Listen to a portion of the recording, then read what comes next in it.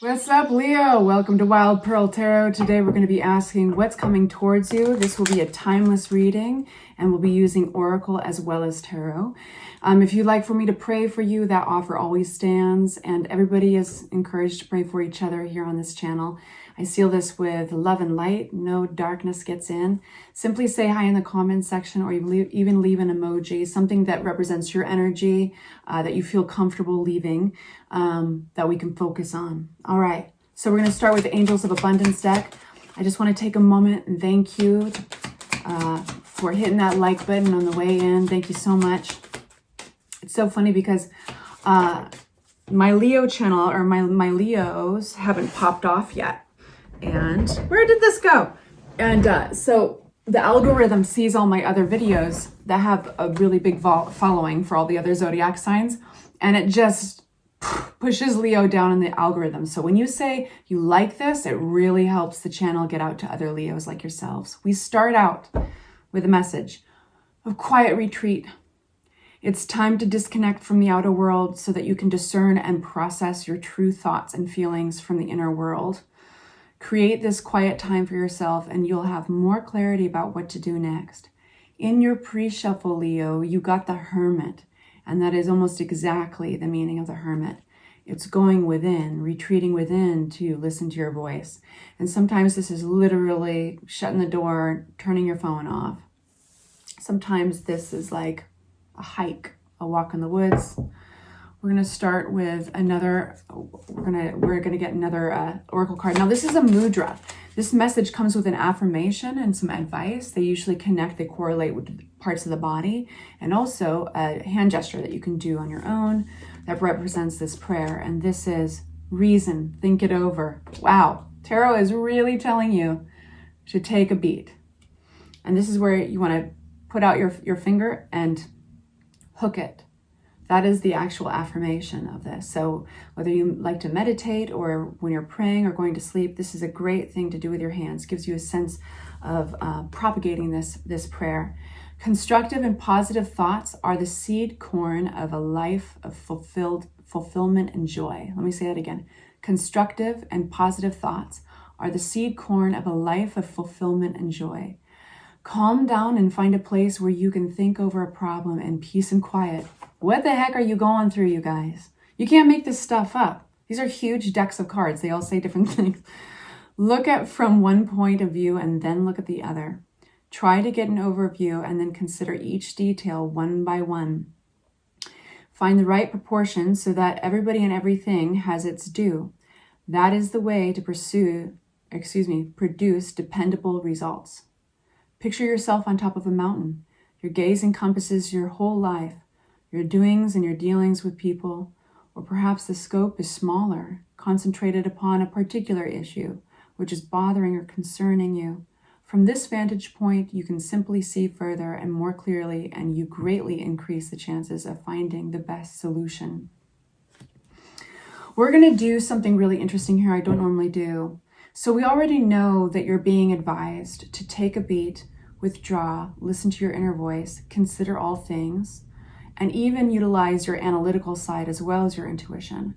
I'd like to jump right into the advice, actually. I'd like to ask the cards what not to do, and then what to focus on specifically around this, okay? Because I think that'll be more helpful for you, and that's my goal. So what not to do? I mean, obviously you don't want any of that fiery, impulsive energy of the Knight of Swords, or what not to do. For Cat to Leo.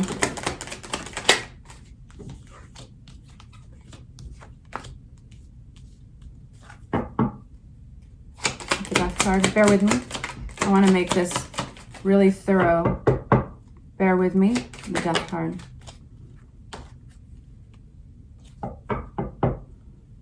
Two of Swords.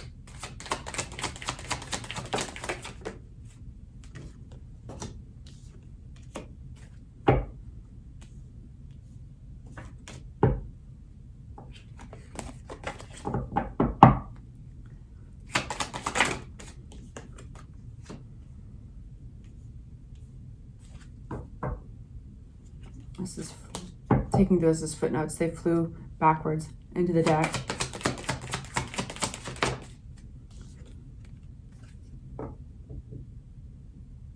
Something about holding on to an ideal. So yeah, you're being called, besides the obvious, right? Like acting impulsively. You're being called to definitely consider what's outside of your ideals. The power, what is an ideal, right? Like that's the power of our imagination. And there's a fine line between what we're manifesting and what's an ideal that could be holding us back. It's important to be able to visualize things in order to manifest them. We're hearing that from all angles all the time, especially in our woo-woo world of the metaphysical. But sometimes we get so stuck on our ideals that they keep us limited. And in this case, you're being called to look at what kind of, how your ideals might be limiting you. And I say that because we have the Nine of Wands. I know a lot of you guys like to look at the cards and you can read as well. So Nine of Wands is not giving up, that tenacity. I'm going to guard these wands no matter what. I'm guarding this ideal no matter what, even if it's exhausting me. He's got a bandage on his head. He's obviously needing some medical attention. And then we have that open-mindedness. So there's something about this ideal that's like, oh, but what if? And it might be more far-fetched than the actual scenario allows. If you were to apply swords energy to this, which is strategy, analyzing, it's all up here, it's trying to look at hard, cold truths, hard, cold realities. I would say utilizing that energy is going to be very helpful right now, because there could be it's a spark of enthusiasm around your ideal and it keeps you going. And that's all lovely, but how is that limiting you? So these are the things when you're given that hermit energy of quiet retreat and the mudra of constructive and positive thoughts. These are the ways you can possibly think is logically, analytically to something. We have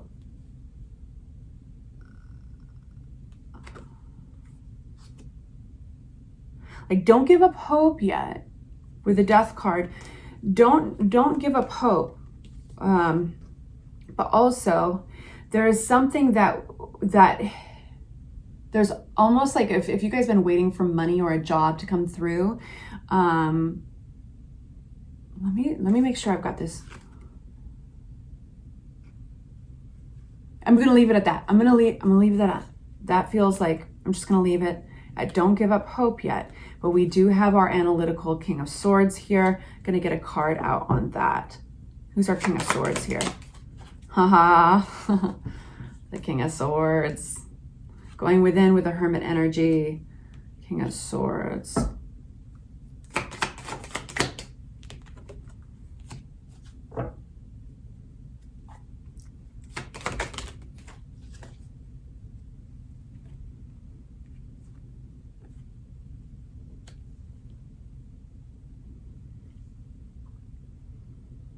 Yeah, this situation calls for balance. And you really need to think as an individual. That's why it's saying the Hierophant card is coming out in your what not to do column. Going conventional or doing what the group is doing, or like this can even talk about institutions and what we commit ourselves to, but in a group like fashion. That's why it rules over churches, it rules over marriage. But like, it's actually not going to help you to just fall back on what has worked for others or what others are doing in this situation. And that's why you're being called to go into that hermit place. And that's because when we go into that place of withdrawal, that retreat from all the noise, that's what we're withdrawing from. And human beings, we are naturally herd animals. And there's quite a few mavericks out there, but they're always aware of how you can't have one without the other. Everything's relative. So they're always aware of what they're ostracizing or what they're pushing out or pushing away from. So it's always an element at play in our experience as human beings. Only when we go within and we step away from those voices can we actually hear an original voice. And that's what you really want to get in tune with right now. And it might say something different than what has worked for others or what the convention is. This is why I like to go into what not to do, because there's also what to do is hidden in there sometimes. Lastly, we have Two of Swords. It's a tough decision to make. You don't have to hurry up and make this decision. It's really important to follow flow right now. So this is a tough decision to make for a reason. It would be too hasty. It would be too soon. But we have you identifying with somebody, you know, that fiery energy, the visionary, somebody who acts on their visions, on their decisions, doesn't like to change course a ton, doesn't like to be wibbly wobbly, doesn't like to spend time in Two of Swords energy. Yes, you identify with this. But making a decision on this too soon will throw things more into a cloudy area with and that means even to stay, to not do any. So what's a better way I can say this? Step away. If you, a lot of Leos, you guys identify with yourselves as somebody who can make shit happen, right? So sometimes we get wrapped up in our ideals. We also get wrapped up in our identities as people who move things along, you know? So if you get wrapped up in your identity of like, hey, I should have a choice by now, I should make a decision by now, you might be shooting yourself in the foot, basically, with the Eight of Cups and the Chariot card.